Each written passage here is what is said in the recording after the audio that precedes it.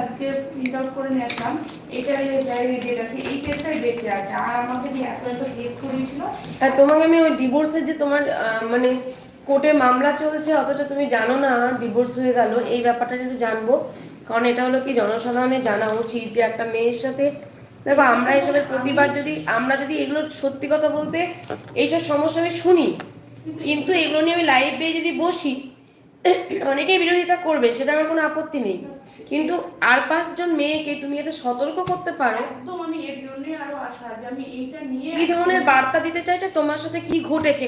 এইরকম করলে তো প্রত্যেকটা মেয়ের জীবন নষ্ট, একটা বাচ্চার জীবন নষ্ট হয়ে যাবে। এইভাবে কোনোদিন ডিভোর্স হয়? এটাই আমার কথা। কারণ হ্যাঁ, এটা তো নিয়ে তুমি এই যে তুমি বলছো এইভাবে যে কারো ডিভোর্স হয়, এইভাবেটা কি? আর এই ডিভোর্স তোমার যে কেস টেস চলছে সব মানলাম, তুমি ডিভোর্স যে হয়ে গেল তুমি জানোই না এই বিষয়ে তোমার যে অভিজ্ঞতাটা সেটা আজকে আমি শুনবো, কারণ তুমি ওই জন্যই এসেছো। ঠিক আছে, প্রথমত। দ্বিতীয় কথা হলো তোমার মতো না আর 5টা মেয়ে যেন না ফাঁসে, আর 5টা মেয়েকে যেন এখানে ওখানে ছুটে না বেড়াতে হয়। এইভাবে সত্যি যদি হয়, ঠিক আছে। মেয়েদের থেকে কষ্ট বাচ্চাগুলোর। কারণ একটা বাচ্চা যদি পুরো জিরো, অন্তত কিছু ব্যালেন্স দিলে তবে ওকে ওর ফিউচারটা রাইট করতে পারতাম। হ্যাঁ, এবার আচ্ছা আমি একটুখানি বলে নিচ্ছি। এখন যে বিষয়টা নিয়ে এতক্ষণ ধরে সমস্যা যা হচ্ছে সব হরহর করে হচ্ছে, আমি কিছু বলিও নি, কিছুই না। এই ম্যাটারটা আমি এই নিয়ে বেশি আগ্রহ প্রকাশ করছি, কারণ এই ম্যাটারটা যেটা আমি শুনছি এবং আপনারাও সেটা শুনবেন, সেটাতে তাহলে কি হবে, আপনারা অনেকেই সতর্ক থাকবেন, বিশেষ করে মা বোনেরা। ঠিক আছে, অনেকেই সতর্ক থাকবেন। এবং একটি আমরা মনে করি যে আমরা সবসময়, দেখুন এখন যদি এটা বলি বাবলি মুখার্জি বিরোধিতা করতে অনেক মানুষই নেমে পড়বেন, তাতে নামুন, তাতে আমার কোনো আপত্তি নেই। যতক্ষণ প্রাণ আছে সত্যি কথাটা বলে যাব, কারণ অনেক মেয়েরা তো সব আত্মনাদের কথা তাদের আমিই শুনি, শুধু মেয়ে মেয়ে বলে নয়, নারী পুরুষ উভয়েরই শুনি। তো সেক্ষেত্রে আমি অনেক জায়গায় এরকম গিয়েওছি, যারা আমার ফেসবুকে রয়েছেন, পুরনো যারা রয়েছেন আমার পরিবারের মানুষ, তারা জানেন আমি ক্লকসভেলের গেট দিয়ে যখন আমি বউকে নিয়ে দেখাচ্ছি যে এই যে আপনার বউ, সে তার শাশুড়ি মা বলছে এটা আমার বউমা না তো, অথচ দেখাশোনা করে বিয়ে হয়ে সেখানে সে ছিল, সেখানে সে সংসার করেছে। সংসার করার পর তাদের মনোমালিন্য হতে বাপের বাড়ি থেকে, তারপর থেকে তারা বলে দিচ্ছে যে এটা আমার বৌমা না। আমি ছবি দেখাচ্ছি, বিয়ের ছবি, এই যে আপনার ছেলের সাথে, এটা আপনার ছেলে, বলছেন না। যারা আমার ফেসবুকে পুরনো রয়েছে তারা কিন্তু দেখেছো বিষয়টা, ওটাও ফেসবুক লাইভ আছে। বলছে না, ছেলে ঘরের মধ্যে বসে ছেলের বিয়ের ছবি দেখে তার মা বলছেন, অস্বীকার করছেন এটা ছেলে না। বৌমাকে সামনাসামনি দেখাচ্ছি ক্লকসবেল দিয়ে ফ্ল্যাটের মধ্যে, তিনি বলছেন না এটা আমার বৌমা না। তারপরে মুখের উপর দরজা বন্ধ করাতে অনেক চেষ্টা করার পরে তারপরে আবারও দরজা নাড়তেই থাকি, কলিং বেল বাজাতেই থাকি, তারা বিরক্ত হয়ে তারা দরজা খুলে আমার সাথে কথা বলে, তখন দরজার ভেতর দিয়ে তখন তারা কি করছে, ক্লকসবেল দিয়ে তারা আমাকে ডিভোর্সের পেপার দিচ্ছে। আর আমি এই বললেন এটা আপনার ছেলে না, এই বললেন এটা বউ না, বললেন আপনার বৌমা না, তাহলে এই ডিভোর্সের কাগজটা কি জন্য? ওনারা বললেন এই ডিভোর্স হয়ে গেছে, এখন আমাদের বৌমা না। আমি ঠিক আছে, আপনার বৌমা না, ডিভোর্স হয়ে গেছে, সবকিছু মানলাম। তাহলে আপনিরা সিনিয়র সিটিজেন, আপনাদের কাছ থেকে আমরা ছোটরা কি শিখবো? তাহলে আপনি আপনার ছেলের বিয়ের ছবি দেখে, ঠিক আছে, বর সাজে তার ছবি দেখে ছেলেকে পর্যন্ত অস্বীকার করে দিলেন এটা আমার ছেলে না, তাহলে এখন ডিভোর্সের পেপারটা দেখাচ্ছেন কেন? কারণ প্রচুর প্রতিবাদ করেছিলাম সেই সময়। লাস্টে তারা বাধ্য হয়ে উকিলবাবুর সাথে তারা ভেতরে কথা বলছিল, বলার পরে উকিলবাবু তখন আমাদের ডিভোর্সের পেপারটা দেখাতে বলে। ডিভোর্সের পেপারটা যখন আমাকে যখন ক্লকসবেলে দিলেন জেরক্স কপি, আমি যখন দেখলাম, দেখার পর দেখলাম হ্যাঁ ডিভোর্স হয়ে গেছে, অথচ তিনি এসেছিলেন 3 বোন, ওনারা অনেক সিনিয়র, তো তারা এসে তখন দেখলাম যে কি সত্যি ডিভোর্স হয়ে গেছে। তখন তাদেরকে যখন জানাচ্ছি যে আপনারা যে গেছেন সংসার করার জন্য, আপনার তো ডিভোর্স হয়ে গেছে, তখন সেম এই মেয়েটির মতনই সেই, উনি অনেক সিনিয়র আমার থেকে, কিন্তু দিদি বলি, সেই দিদি আমাকে জানান যে ম্যাডাম বিশ্বাস করুন আমি কোনোদিন কোর্টে দাঁড়ায়ও নি, ঠিক আছে, আমি কিছু জানিও না, আমি কোনো সইও নেই, এ সই আমারও না, আমার ডিভোর্স কি করে হয়? তার বয়স ছিল নেই নেই করে মানে অ্যাকচুয়ালি মাতৃ সমতুল্য, প্রায় 55। ঠিক আছে, তিনি জানেনই না যে তার ডিভোর্স হয়ে গেছে। ঠিক সেই সময়তে যারা যারা দেখেছিলেন তারা সব কিছু জানেন। লাস্টে এখনো পর্যন্ত তারা আমার সাথে কন্ট্যাক্ট রাখেন, কথা বলেন, এবং তাদের কিছু পেপারসপত্র এখন আছে।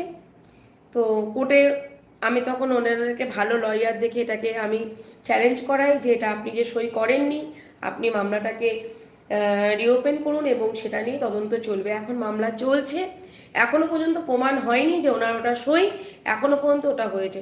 তো এখন এক জায়গায় সে রয়ে গেছে যে ডিভোর্স হয়ে গেছে, এখন ডিভোর্স হয়ে গেছে, তারপরে বউটি বলছে ডিভোর্স হয়নি। সব থেকে সুখবর হলো সেই প্রতিবাদটা করার জন্য যে আমি দেখুন সুখবরগুলো আপনাদেরকে দিই না, এখন শুনলাম মাসখানেক আগে ফোন করে বললো যে ম্যাডাম সেই সময় লড়াই দিয়েছিলেন, আপনি বুদ্ধি দিয়েছিলেন, কেননা এটা বহু বছর আগের কাজ, বহু বছর আগে, প্রায় 5-6 বছর। তখন উনি বললেন যে ম্যাডাম আপনি বুদ্ধি দিয়েছিলেন, বুদ্ধি দেওয়ার পর আমি আরও মনে করিয়ে দেবো বিষয়টা, তখন আরও ভালো বুঝতে পারবেন। বুদ্ধি দেওয়ার পর আমি লয়ার ধরে যেভাবে বলেছিলেন আমি সব শুনে আজকে আমার স্বামী আমাকে নিয়ে সংসার করছে আর আমার শাশুড়ি মা মারা গেছে। ঠিক আছে, এবার আমি আরেকটু যারা পুরনো তাদেরকে মনে করিয়ে দিচ্ছি কোন কাজটা, আশা করি তোমাদের মনে আছে যারা তোমরা দেখেছো, তবু আমি আরও ডিটেলসে বলছি। ওনারা চলে গিয়েছিলেন, যেহেতু আমি বাবলি মুখার্জি, ওনারা চলে গিয়েছিলেন, এখানে একজন মুখার্জি ম্যাডাম রয়েছেন আমাদের কৃষ্ণনগর কোর্টের লয়ার, এবং ওনার বৌমা এবং শ্বশুর দুজনাই লয়ার। তো তিনি চলে গিয়েছিলেন সেই বাড়িতে, সেই মুখার্জি বাড়িতে। তখন তারা সব কিছু জানার পরে তখন সেখান থেকে আমাকে ফোন করে কোনো রকমভাবে থানা থেকে ফোন নাম্বার জোগাড় করে ফোন করে তখন আমার কাছে ওনাদের পাঠায়। ওনারা 3 বোন এসেছিলেন, তখন আমার ভাঙা টিনের ঘর ছিল। তিনারা খুব সুন্দরী মহিলা, 3 জনায় 3টে বোন, এবং অনেক বয়স তাদের ছিল। আশা করি এবার তোমরা মনে করতে পেরেছো। ফ্ল্যাটে সিঁড়ি দিয়ে উঠে ক্লাবে ছেলে ডাকতে বলেছিলাম, আর সেই সময় দরজায় কলিং বেল বাজিয়ে যাচ্ছিলাম, সেই কেসটা হলো আমি তোমাদের সামনে আগে শেয়ার করলাম। আবারও অনেক মেয়েরও এরকম ঘটনা বলে, সেগুলো আর বলি না, এখন তো কন্ট্যাক্ট বিয়ে চলছে, সেটা বলে যে, যেমন ললিতার ক্ষেত্রেই বলি, বলে ডিভোর্স, কিন্তু অথচ এই তোমার বিরক্ত করে ছেড়ে দিল আমার। কি হলো, বাড়ি তো পৌঁছলে না? হ্যাঁ হ্যাঁ, আর ভুল ত্রুটি, তোমাদের ভুল ত্রুটি আমি ক্ষমা করার জন্যই বসে রয়েছি।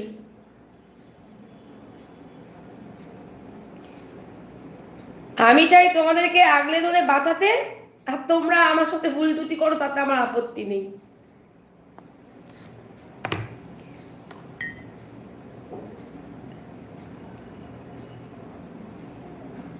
হ্যাঁ, অবশ্যই কথা বলবে। চেম্বার থেকে বেরিয়ে যে তোমার ভুলটা ধরতে পেরেছো, ক্ষমা চাওয়াটা মেন নয়, যে তোমার বিবেকের কাছে দংশন হয়েছে, এটাই মনুষ্যত্বের পরিচয়। যাক যাক, তোমার যে মনুষ্যত্ব আছে এটা বুঝতে পারলাম, মনুষ্যত্বের জয় হোক। অনুতপ্ত হয়েছো বিবেক থেকে, এখনো মনে হয় তোমরা বেশি দূর মনে হয় হাঁটোও নি, বাসে উঠে সবে বসেছো, সাবধানে বাড়ি যাও, আমি আছি। আমার কথা একটু মেনে চলো তোমরা। তোমাদের কথাতে আমি আঘাত পেলেও আমি হাসি মুখে ওটাকে নিতে পারবো, কিন্তু তোমাদের কোনো ক্ষতি হয়ে যাক, আমার কাছে এই মানুষটি এসেছিল, তারপরে সেই মানুষটিকে দেখবো বিপদে, সেইটা আমার দেখে আমি ভালো থাকবো না। তুমি দুটো বাজে কথা বলে চলে যাও, আমি ভালো থাকবো, কারণ এটা আমার প্রাপ্তি। কিন্তু তোমরা খারাপ থাকবে এটা কিন্তু আমি চাই না। তখন আমি আফসোস করবো কি, তোমাদের ভালো পথ দেখালাম, তোমরা শুনলে না। ধৈর্য ধরতে হয়, সংসার জীবন না, পুরুষ হও মহিলা হও, ধৈর্য ধরতে হয়।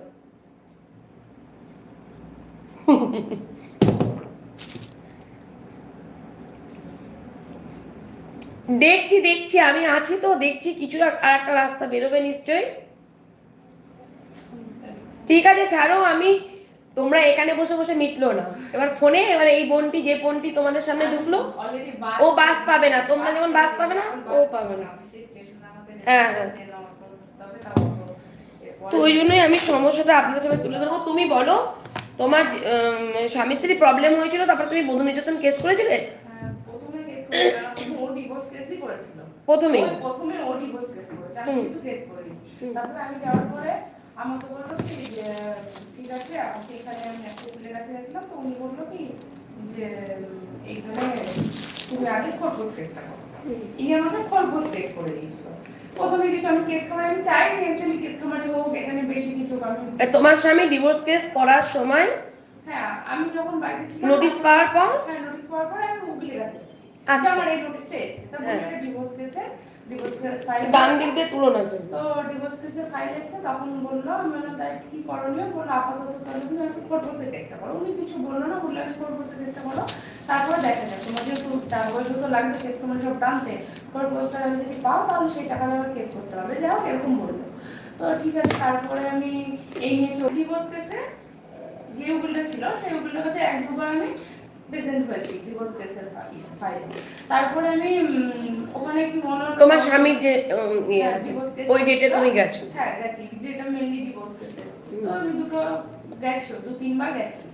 দেন আমার তারপরে বললো কি তাহলে ডিভোর্স আছে তোর হাজবেন্ড, মিউচুয়াল ডিভোর্স আছে, ডিভোর্স করতে চাইছে। তো ভালো কথা, আমি বললাম ঠিক আছে ডিভোর্স, তাহলে আমাকে কিছু ডিমান্ড থাকবেই। বলছে ও কি কাজ করে, ও কত দেবে, হ্যান ত্যান, ও কিছু দিতে পারবে না সেরকম। কার উকিল বলো? তোমার উকিল? হ্যাঁ আমার তখন কারোটা মনে হলো কি করে আমার উকিল হয়ে আবার ওর এরকম। তুমি তাহলে কোর্ট মামলা করালেন যে উনি? হ্যাঁ হ্যাঁ আমি বললো, তারপর বললো এটা তো ঠিক না। তখন আমার মাথায় আসলো কি ব্যাপার, আমার তো উকিল মানেই সবাই বলে খারাপ, তো কি তার খারাপ যাই হোক, আমার এখন আমার এক্সপিরিয়েন্স তাই আমি ওইটাই বলবো। তো না, আমার একটু গায়ে বাজছে বারবার। না গায়ে বাজছে বিকজ তুমি ভালোদের সাথে দেখে, হ্যাঁ ভালোদের সাথে আমি এত খারাপ দেখে নিয়েছি। তো যাই হোক, তারপরে আমি উকিলটাকে চেঞ্জ করলাম, উকিলটাকে চেঞ্জ করে আমি আরো দূরে গেলাম, জানি কৃষ্ণনগর উকিল, যদি আমার হাজবেন্ড খুব ভালো মানুষ, ওখানে যদি আবার এসে করে তার থেকে দূরে যায় যাতে না আছে। তো সেই হিসাবে আমি আরেকটা উকিলের কাছে গেলাম, সেই উকিলের কাছে গিয়েও খোঁজ চলছিল। তারপর উনি আরো 2-3টে কেস আমাকে করালো, ওই উকিল হচ্ছে মেয়ে, উনি 2-3টে কেস আমাকে আরো করালো শ্বশুরের নামে, মানে বধূ নির্যাতন কেস করলে হ্যাঁ ওখান থেকে মামলাতে যেতে হবে, কয়েক কেসে যেতে দিয়ে সব কেস আমার আমি কালেক্টরেই তো গেলাম, ওখানে আমি কত কিছু ফর্মালিটিস কত কিছু পূরণ করে ধরে আমি কোর্টে আবার আসলাম, কত হ্যারাসমেন্ট হয়েছে আমি ভাবো। তারপর ওখান থেকে ওটা করার পরে যে কেসটা অনেক হলো, ভাবলাম ভালো, এবার সবাইকে ডাকবে সবকিছু হবে, আমি তো এরকম ভেবে বসে আছি। এবার অনেক কোর্ট বসে ও কয়েকবার টাকা দিয়েছে, ঠিক আছে, ওই 2000, 3000, 4000 করে কয়েকবার টাকা দিয়েছে, মোটামুটি 20-25 হাজার টাকা হয়তো টোটাল মিলে হবে এতদিনে। কর্পোরেশন রায় বেরিয়ে গেছে? হ্যাঁ রায় কত করে? প্রথমে এমনি হ্যাঁ 4000 টাকা করে। আচ্ছা 4000 টাকা করে বেরিয়েছে, 4000 টাকা করে সে তো দিলই না, দেয়ই না, জমাই করেছে, জমা টাকা যেগুলো সেগুলো দেয়নি, কিছু দেয়নি। তারপর আমি ওই কাগজটা মানে জমা বলতে পেন্ডিং টাকা দেয়নি? পেন্ডিং দেয় না, মানে টোটাল মিলে তার মধ্যে 2বার ওকে ওয়ারেন্ট বের করে ধরানো হয়েছে, 2বার থানায় গিয়েছে, তারপর টাকা দিয়েছে। ওই টোটাল 15-20 হাজার টাকা, 25 হাজার টাকা হবে মেবি, এরকমই হবে সব দিয়ে এত দিনে 5 বছরে। দেন ওটা হলো, তারপরে এই শুধু কোর্টে আসি আমি কিন্তু কোর্টে কন্টিনিউয়াসলি এসে যাচ্ছি, আজকে এই ডেট কালকে ওই আসছি, আলটিমেটলি হচ্ছে আমি নিজেও বুঝলাম না। তারপরে আমি যখন আমার মনে হলো, কারণ আমার একটা বন্ধু কোর্টে কাজ করতো, ও বলেছিল যে কোর্টে যদি ডিভোর্স কেসে যদি না যাওয়া হয়, বারবার করে না গেলে একতরফানে কি হয়ে যায়। তো আমি তারপরে আমি উকিলকে বললাম, আচ্ছা কাকু ডিভোর্স কেসের কোর্ট তো আমার অনেকদিন ধরে ডিভোর্স কেসের যে ডেট সেগুলো তো পড়ে না। হ্যাঁ আচ্ছা আমাকে এরকম করে বুঝালো। তো ঠিক আছে, তারপরে আমি বারবার বলছি, তখন একদিন আমাকে বলছে তোর বিটটা হারিয়ে গেছে। আমি বলছি বিট হারিয়ে গেছে, কেসের বিট আবার হারিয়ে যায়, ডিভোর্স কেসের এত সব কেসের বিট আছে, বলছি ডিভোর্স কেসের। আমি তো ঠিক আছে হারিয়ে গেছে, তোমার আমার কাছে কপি আছে, আমি ওনাকে পাঠালাম, হোয়াটসঅ্যাপ পাঠালাম, যে নাও তাহলে এটা দিয়ে নাহলে কিন্তু তাহলে আমিও কিন্তু বারবার না করছি যে আমি এরকম যেহেতু শুনেছি যে একটা পর এরকম হয় নাকি। তো যাই হোক, তারপরে আমি কিছু যাই না, উনি ওনার মতোই হ্যাঁ ঠিক আছে দেখছি এরকম করে আমাকে বলে পুরো কাটিয়ে দিল। এবার একটা মানুষের ডিভোর্স, আমার ডিভোর্স হয়েছে, আমি নিজে তবুও জানলাম না যে আমার বাড়িতে কোনোদিন না কোনো নোটিশ গেল, না কোনো কিচ্ছু হলো, আমি কিচ্ছু জানি না। তারপরে আমি ডিভোর্স হওয়ার পরেও আমি জানি না কিছু। তারপর 2-3 মাস পরে আমার কি হচ্ছে ডিভোর্স কেসটা কিছু বুঝতেই পারছি না আমি। তখন আমার বন্ধুটাকে আমি বললাম কি দেখ না আমার ডিভোর্স কেসের সেটা দিলাম কেস নাম্বারটা, যে এটা দেখ না একটু আমার ডিভোর্স কেসটা কবে কি ডেট করছে। তখন ও আমাকে বলে জানাচ্ছে, ও সব দেখে এরকম বের করেছে, বের করে নিয়ে আমাকে বলছে তোর তো ডিভোর্স হয়ে গেছে। ডিভোর্স হয়ে গেছে মানে? আমি তো আকাশ থেকে ডিভোর্স হয়ে গেছে মানে আমি একটা বাচ্চার মা, আমার একটা বাচ্চা আছে, পুরো খালি হাতে আমি নিজে জানলাম না আমার একটা ডিভোর্স হয়ে গেলে। এইভাবে কিছু হয় বলো? আমি তো জাস্ট অবাক, এরকম যদি হতে থাকে প্রত্যেকটা বাচ্চার ফিউচার, আমরা মেয়েরা নয় তাও বুঝে নিলাম, যদি ভাবি না আমার হাজব্যান্ড বিয়ে করে নেবে করুক, যদি আমি ভাবে করুন, কিন্তু বাচ্চাটা কি হবে? একটা বাচ্চা এইভাবে যদি প্রতিনিয়ত এইভাবে ডিভোর্স গুলো না হয়, একটা আবার ডিভোর্স হতে থাকে, তাহলে তো মানে কার দোষ? এগুলো কার দোষ? উকিলের দোষ? উকিল করছে?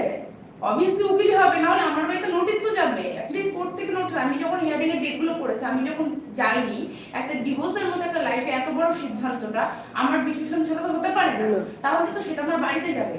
আমি যদি নাও যেতে পারি, আমি হিয়ারিং এর একটা ডেট আমি যাইনি, সেটা তো তবু তো আমাকে আমার বাড়িতে নোটিশ যাবে যে এই ডেট এটা। তোমার তো প্রাইভেট উকিল বাবুই তো জানাবেন। হ্যাঁ, উকিল বাবু জানাবে, আমার বাড়িতেও নোটিশ যাবে, কারণ ওখান থেকে ওদের মেন হিসেব থেকে তো আমাকে নোটিশ পাঠাবে যেতে কোনো কিচ্ছু না আমার ডিভোর্স হয়ে গেছে।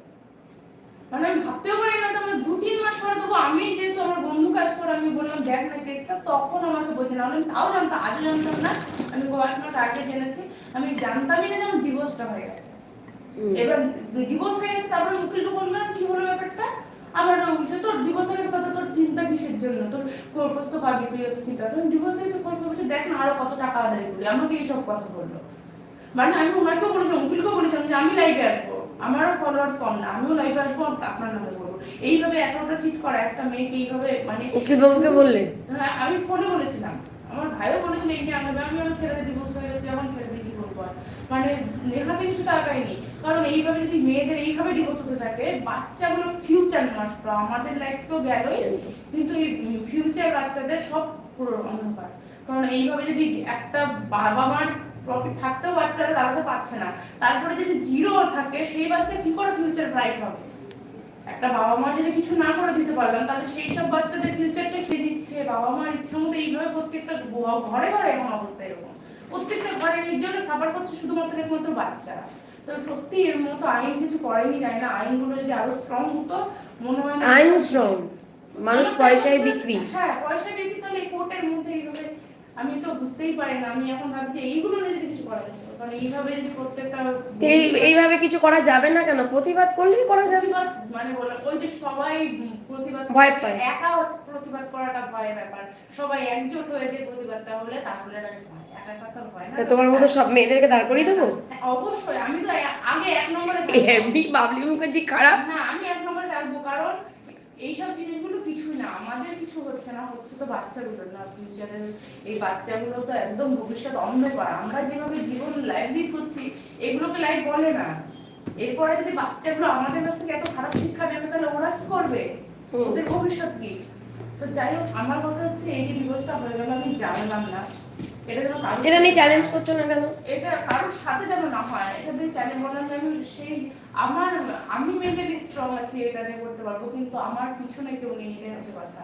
কারণ এইভাবে যদি সত্যি হতে থাকে ডিভোর্স গুলো হয়, নিশ্চয়ই আমার মতো আরো অনেক মেয়েদের হচ্ছে। তাহলে আমি এটাই বলবো যে উকিল করুক, আমি তো বললাম না উকিল, আমি ভেবেও ছিলাম আমি কোর্টের সামনে যে লাইভ করবো, আমি সত্যি ভেবেছিলাম যে উকিলটা আমি নিজেও বলেছিলাম যে আমি লাইভে আসবো, লাইভে এসে কিন্তু আমি করবো।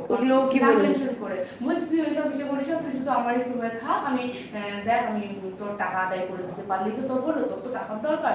আজও পর্যন্ত সেই উকিল আমাকে কিচ্ছু করছে না, মানে 6 মাস 1 বছর হয়ে গেছে, ডিভোর্স হয়ে গেছে, আজও খরপোশের কোনো কথা নেই। আমি বললাম ও তো পালিয়ে গেছিল, আমার হাজবেন্ড তো পালিয়ে গেছিল, ডিভোর্স যে হয়ে গেছে, ও তো জানে ওর ব্যাপারটা করেছে, ও জানবি, ও ডিভোর্স হওয়ার পরে না ও পালাতো, পালিয়ে গেছে।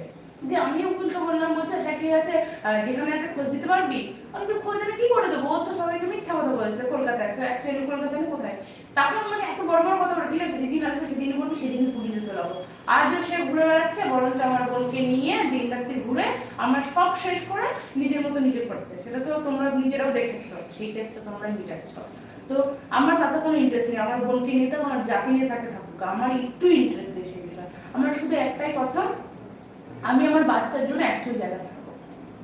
আমি মা, আমি গত 5 বছর ধরে আমার বাচ্চাটাকে রাখছি, আমি তো আর একা দায়ী না আমার বাচ্চাটা জন্ম দেওয়ার জন্য। তাহলে তুই যেমন ইচ্ছা থাক, তোকে আমার একটুকু দেখে লাভ নেই, কিন্তু আমার বাচ্চার দায়িত্ব আমাকে পুরো, আমি এখন পারছি না। আমি কেন পারবো? আমি 5 বছর ধরে করেছি, তার জন্য আমি অনেক বদনাম দিয়েছি। 5 বছর ধরে যেন বাচ্চার পিছনে আমি করে যাচ্ছি, কোনোভাবে যদি অভাব না হয়, সবাই আমার বাড়ির লোক সাফার করছে, আমার মা, আমার ভাই, সবাই। একটা বাড়িতে একটা মেয়ে থাকা, তার বাচ্চা থাকা, ফিউচার কি? আমার বাড়িতে আমার ভাইয়ের ছেলে আছে, তাহলে তো তারাও ভাবতে পারে যে আমার দিদি আর দিদির ছেলেকে আমরা রাখবো পারি, তার নিজস্ব বাড়ি রয়েছে। তাহলে তুমি সেখানে তুমি রেলা মেরে বেড়াচ্ছ, তুমি আমার বাড়ির জমি, আমার সম্পত্তি নিয়ে বিক্রি করে তুমি আমার জীবনের পিছনে খরচা করছো। আমি সবকিছু মেনে নিয়েছিলাম এতদিন, শুধু আমি ভালো জন্য, আমি চাইনি এরকম কিছু হোক। আমি চাই এবার আমার হাজবেন্ডের প্রতি তুমিই তো প্রথম যখন তোমার স্বামী এলেন, আমি ওই আগেও বললাম তো, আমি ছিলাম, তোমাকে নিজে বলেছিলাম ওরা বিয়ে করুক, আমি নিজে ওদের বলেছিলাম ঠিক আছে তোমরা ভালো থাকো, ও নিজে আমাকে ফোন করে বলেছিল। আমি তো অবাক হয়ে গেছিলাম যে তুমি স্ত্রী হয়ে তুমি এত স্যাক্রিফাইস করছো কি করে। নিজে আমাকে বলেছে, ও নিজে কেমন হাসবেন্ড আমাকে নিজে বলছে যে আমার তোমার বোনের সাথে বিয়েটা যদি ঠিক করে দিতে পারবে। আমি তবু ওদের মুখ চাই, আমি ঠিক আছে তোমাকে আমি বলেছি যে দিদি ঠিক আছে ওদেরটা মিটমাট করে দাও, ওর বিয়ে করুক আমার তাতে কোনো আপত্তি নেই, কিন্তু আমি আমার বাচ্চাটা কেন ছাড়বো? ও তো যেটা করেছে আমার সম্পর্কে। তোমার উকিল বাবু কি বলছে না?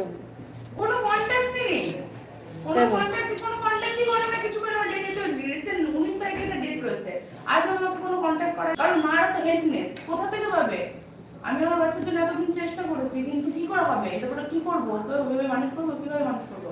আজকালকার যে যুগ করেছে, একটা বাচ্চা মানুষ করতে গেলে কিভাবে সাপোর্ট করতে হয়, একটা বাবা মা দুজনকেই।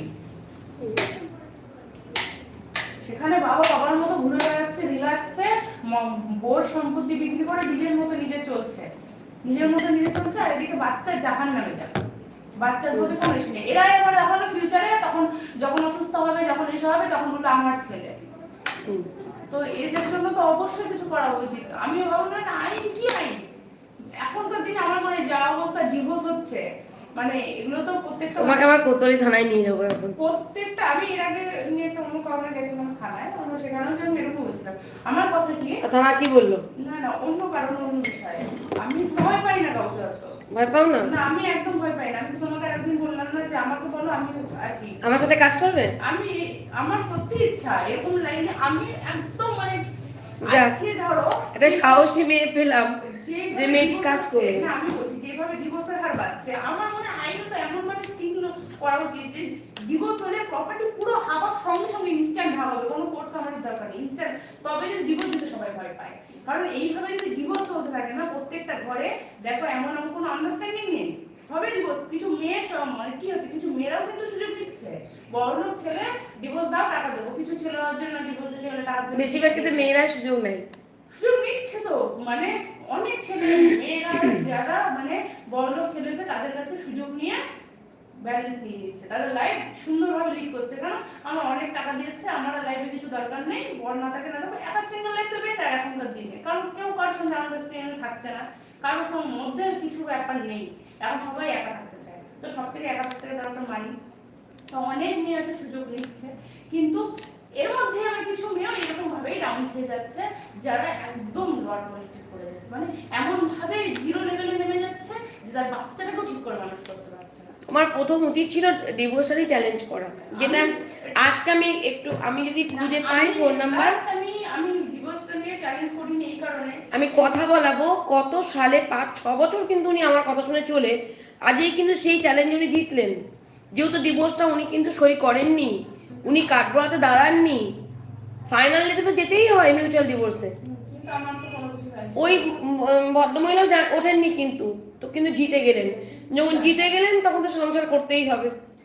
তবে এটা কি তখন আমি ডিভোর্সটা হয়ে গেল, জানাজানি হয়ে গেল, যখন আমি জানতে পারলাম, তখন আমি বাড়ি থেকে বসে বললো ছেলেদের সংসার তো আর মনে রেখে না থাকলে হয় না, যেখানে হাজবেন্ড এত চালাকি করে একটা উকিল উইদাউট মানি আমার মনে হয় না ডিভোর্সটা করিয়েছে, আমার হাজবেন্ড নিশ্চয়ই টাকা খাইয়েছে, না হলে তো আর উনি ওনার কি স্বার্থ জানি না, আমি এই বিষয়গুলো আমার নলেজ নেই, তবুও আমার মনে হয় যে আমার হাজবেন্ড নিশ্চয়ই টাকা খাইয়েছে তবে ডিভোর্সটা করিয়েছে। তো একটা মানুষ যদি একটা ডিভোর্স না জন্য এত কিছু করতে পারে, সেই জন্য আমি সেটাকে চ্যালেঞ্জ করিনি, ঠিক আছে ডিভোর্স হয়ে থাকবো, ওর রাস্তায় থাকবো, আমার বাড়ি থেকে যদি যে একটা ডিসিশন নেবে সেটা করবে, কারণ সব থেকে বড় যে যত যাই করো, খারাপ কাজ করো ভালো কাজ করো, বাড়ির উপরে কিছু হয় না, মানে একমাত্র তারাই যে ফ্যামিলি লাস্টে সবকিছু সাপোর্ট করে, খারাপ হোক ভালো, শাশুড়ি হোক মেয়ে হোক আর ভালোবেসে হোক তারাই সাপোর্ট করে।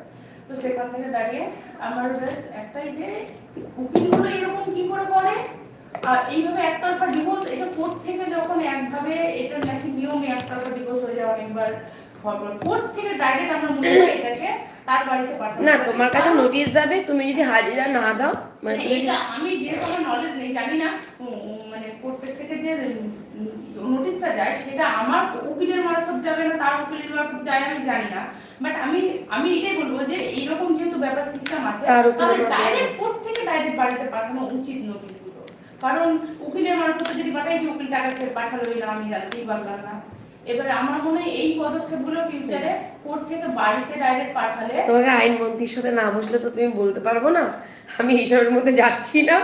এত ডিপলি তুমি ভেবেছো, যেহেতু তুমি সাফার করেছো, হ্যাঁ, আমি নিজে তার জন্য তুমি ডিপলি ভেবেছো, অনেকদিন ধরেই ভাবছো। আমি ভেবেছি, ইভেন আমি এটাও ভেবেছি যে উকিলদের নিয়ে, আমি বলেছিলাম না, আমার মনে হয়েছিল যে আমি এটা নিয়েও একটু যদি কার সঙ্গে পারতাম, যে এইরকম উকিল, আর তোদের তো টাকা আমিও দিচ্ছি, তার থেকেও বেশি টাকা দরকার, কিন্তু তার থেকে বেশি টাকা নেবে নিয়ে ভাই, তাদেরও নেই, কিন্তু আমাকেও কিছু দে, এরকম তো হবে। মানে আমার একটা বাচ্চা আছে, তার কি একটা মানবিকতা নেই যে একটা বাচ্চা সমেত একটা মা কি করে খালি হাতে তাকে ডিভোর্স দেওয়া হচ্ছে?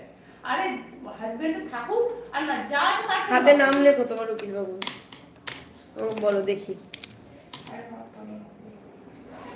আমার ফোনে আছে ওনার ফটো, আমি দেখি। তা ফটো দেখাও। হ্যাঁ, নাম নিও না, ফটো দেখাও।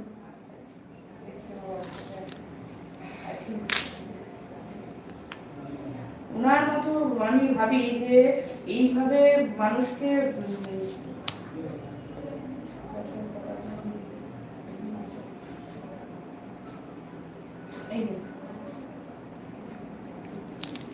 আমাকে এই উকিলের কথা, আমি যখন কালেক্টর দিতে গেছিলাম, কালেক্টর থেকে আমাকে বলেছিল এই উকিল একদম ভালো না, আমাকেও বলেছে, ঠিক আছে। আর আমি এখানে যে উকিলের সাথে ছিলাম, যে উকিল আমার এখানে, এখানকার উকিলও তুমি চিনতে খুব ভালো, নাম্বারটা দাও, খুব ভালো নাম্বার দেবো। কি করবো, আমার কিছু করার নেই, আমার সাথে কাজ করতে চাই, চলে এসো, অলওয়েজ ওয়েলকাম।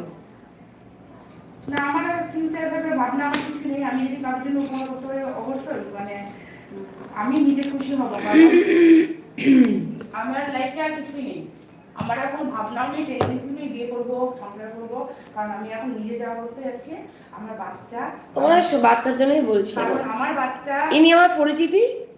হ্যালো দাদা ভাই, আমি বাবলি বলছি, চিনতে পারছো? বলছি তোমার একজন মক্কেল এসেছে এখানে। হ্যাঁ সত্যি বলছি, গলা শুনলেই বুঝে যাবে, আমি দিচ্ছি ওকে, তুমি ওর বিষয়টা একটু দেখো, সমস্যাটা সমাধান করে দাও। এ না, ওর সাথে একটু কথা বলো, তাহলে বুঝে যাবে তুমি, আমি নাম নিচ্ছি না ওর। হ্যাঁ, আমি আমার ডিটেলস আমি এতদিন ধরে যা হচ্ছে আমি বাবলি মুখার্জিকে বললাম, ম্যাডামকে বললাম, তো আমার মনে হয় আমি এখান থেকে অনেক পিছিয়েছি, আর তুমিও জানি না কত কি করেছো। আমার লাইফটা তো শেষ হয়েছে, আমার বাচ্চার লাইফটা শেষ হয়েছে, তো আমি একটা মা, তো আমি আর কাউকে কিছুই মানবো না, কারণ আমার বাচ্চার লাইফটা আমি আগে দেখবো, যেহেতু আমি একটা মা, আমি আর কাউকে চিনি না, আমার বাচ্চার লাইফ আমি সেভ করবো, আমার বাচ্চাকে নিয়ে আমি বাঁচবো, তো একটা বাচ্চার মা হয়ে আমার যা যা করণীয় তাই করবো। দাদা ভাই বসো বসো, বসে তো মীমাংসা করে মিটিয়ে দাও তো, ডিভোর্সটাও যেভাবে হলো শুনলাম খুবই প্যাথেটিক, বলো। হ্যাঁ, হুম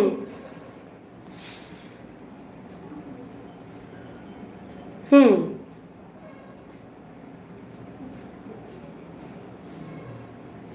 ও পালায়নি, ও আমার কাছে আছে, এই আমার কাছে ওর স্বামী এসেছিল, বুঝেছো?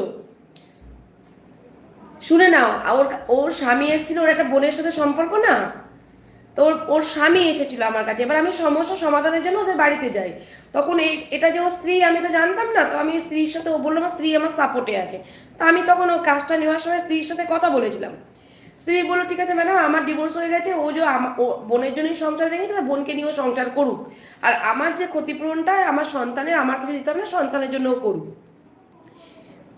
এবার ওর স্বামীকে আমি তোমার সামনে হাজির করবো, তাহলে তুমি বসে, তুমি বসলাম, বসে ওদের স্বামী স্ত্রী দুজনকে বসে একটা মীমাংসা করে দাও। কবে যাব বলো? 22 তারিখের পরে ডেট করো। তোমার কোর্টে যাব না তো, তোমার বাড়িতে চেম্বারে যাব। তাহলে 22 তারিখের পর রোববারে তোমাকে একটা ফোন করে আমি ওর স্বামীকেও ফোন করব। হ্যাঁ হ্যাঁ ঠিক আছে, ভালো হলো, আমি যখন ছবি দেখলাম তখন তো, হ্যাঁ একদমই তাই, বাচ্চাটার তো কথা ভাবতে হবে না। সব প্রপার্টি বিক্রি করে নিজের মতো উড়ালো, তাহলে কেন আমি ছাড়বো? যে করে হোক আমাকে সেটাই করুক।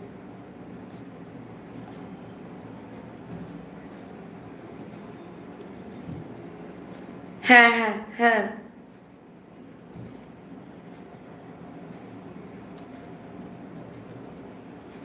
এটা করো তুমি। এটা না হলে তো আর 5টা ছেলে পার পেয়ে যাবে। তোমাদের মতো আইনজীবীর দ্বারস্থ হয়ে আমরা তাহলে। হ্যাঁ হ্যাঁ,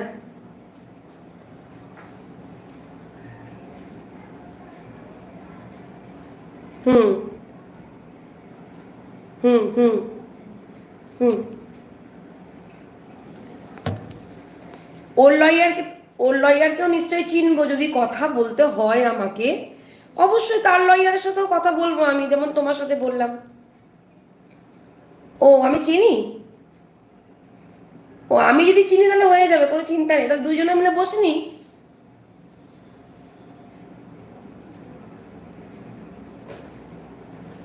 কুরবানির পরে, আচ্ছা। তো আমি হ্যাঁ, ও কোর্টে বসবো না, কোর্টে আমি আমি কোর্টের মধ্যে দুই আইনজীবীর সাথে আমার বসার অকাত নেই। আমি তোমাদের চেম্বারে যেখানে বলবে আমাকে ডাকবে, আমি ও হ্যাঁ, তাহলে আমার তো এখানেই তো আমার অফিস, আমি তো তোমাদের অফিসে ডাকলে তোমরা আসবে, তাহলে কোথায় বলো তাহলে। না ঠিক আছে, এই চিৎকার চেঁচামেচি করবে এই জন্যই তো পছন্দ না না।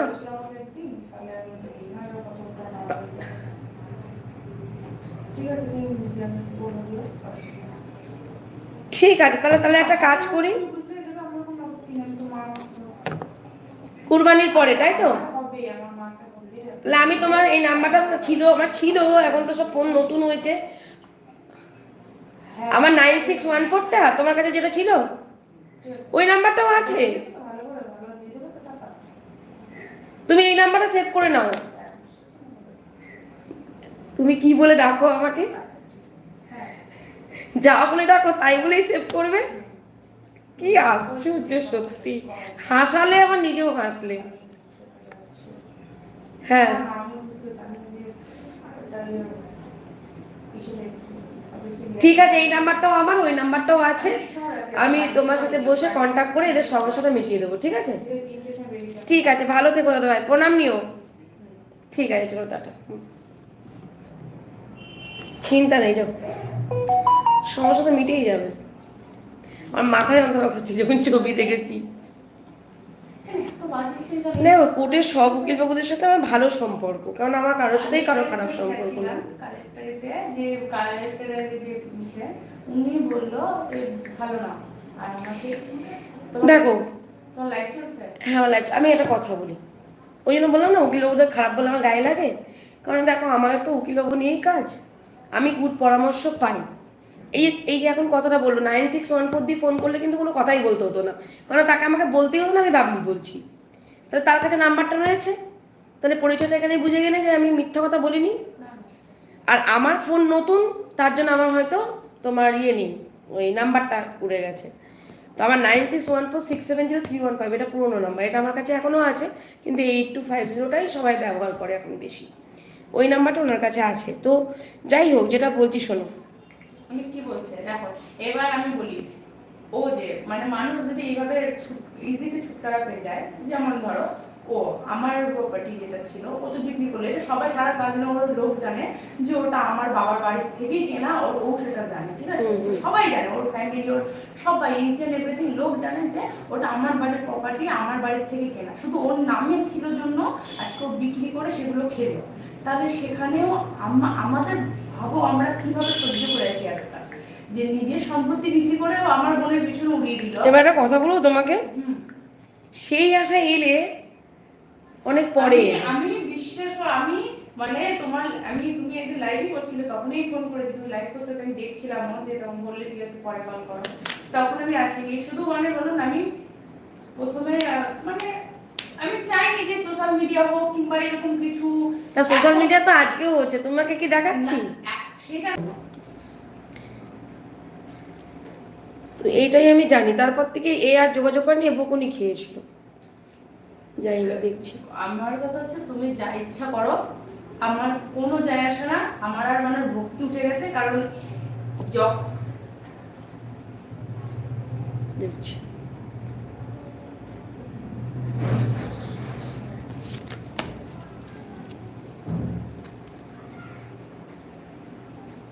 হ্যালো ভাই, গুড ইভিনিং, কেমন আছো? ভালো আছো, তার জন্যই ফোন করো না নাকি?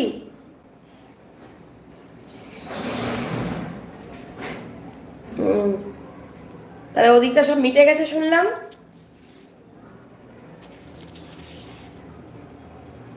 তুমি তো আবার প্রেম করছো। হ্যাঁ, সেটা জানানোর প্রয়োজন মনে করলে না। খালি দিদিকে সামনাসামনি নিয়ে গিয়ে বিপদ থেকে মুক্তি পাওয়া আর যোগাযোগটাকে আবার করিয়ে দেওয়া, এটার জন্য নিয়ে গেছিলে।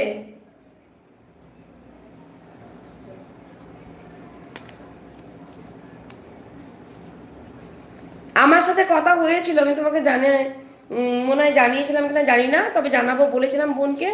সবই জানি কি বলেছিল আমাকে। বাবা মা বেঁচে থাকতে বিয়ে করবে না, বাবা মা মরে গেলে বিয়ে করবে, এটাই হলো মোদ্দা কথা। হুম। হ্যাঁ, মধ্যে তো বেশি করে আমি জিনিসটা ভুল করেছিলাম, ওই যে বললাম না প্রথম দিন বললে না যে বউ কি করে জানলো, আমি বললাম বউকে জানিয়েছিলাম, ঠিক আছে?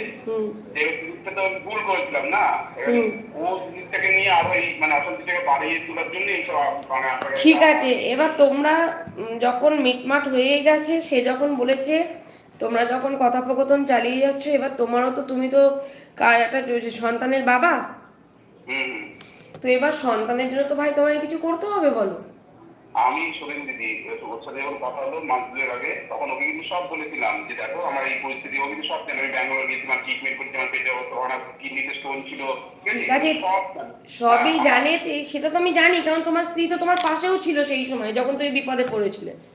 হ্যাঁ, এবার এবার কি, ও এবার ব্যাপারটা হচ্ছে, তো ওকে আমি সব বলেছি যে দেখো এই কদিন আমি ওকে বলেছি যে এই বছরটা মানে এই বছরটা 2024টা যাক, 2025 থেকে আমি এই এই অবস্থা মানে ধার দেনাগুলো আছে এগুলো একটু কেটে যাক, আমি 1000 টাকাটা দেবো, ওকে বলেছিলাম। ডিভোর্স আমাদের হয়ে গেছে কিন্তু।